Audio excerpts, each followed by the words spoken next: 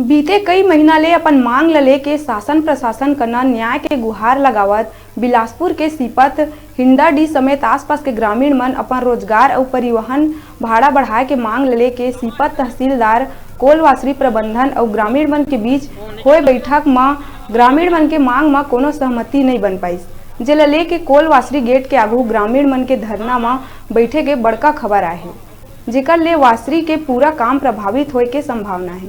आक्रोशित ग्रामीण मन अब अपन हक ला पाए बर सड़क में उतरे बर मजबूर हो गए। ग्रामीण मन मांग ल लेके अनिश्चितकालीन धरना देहे बर बाध्य हो गए, जेकर पूरा जवाबदारी शासन प्रशासन के होही।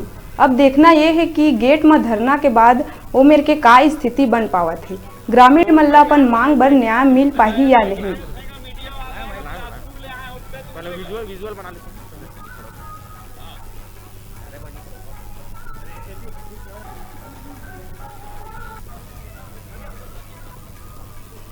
नहीं बनी बेनतीजा रही से काबर कि हमन जन मांग करे हैं ओकर संबंध में हर किसी प्रकार के मने मांग ल पूर्ण करे में असहमति जताते हुए मने नहीं हो सके करके बोल रही थी।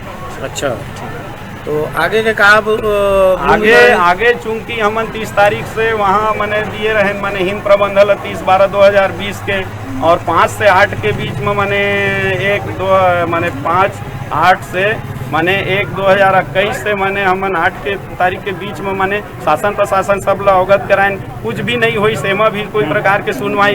तो फिर ये मने 15 तारीख से अभी मने 4-5 दिन के समय दे के फिर मने आवेदन दिए रहे यहाँ तहसील में और थाना में। तो ओमा भी आज के मने बेनतीजा रही माने ओमा भी। तो कल हमन मने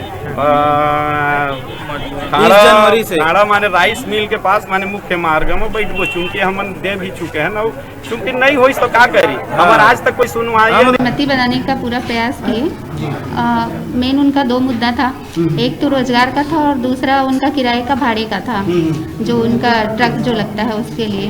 तो प्रबंधन ने रोजगार के लिए तो सहमति जताई है, परंतु भाड़ा जो बढ़ाना था उसके लिए सहमति नहीं जताई, क्योंकि जो कोलवासरी है वो बंद होने के कगार पे है करके।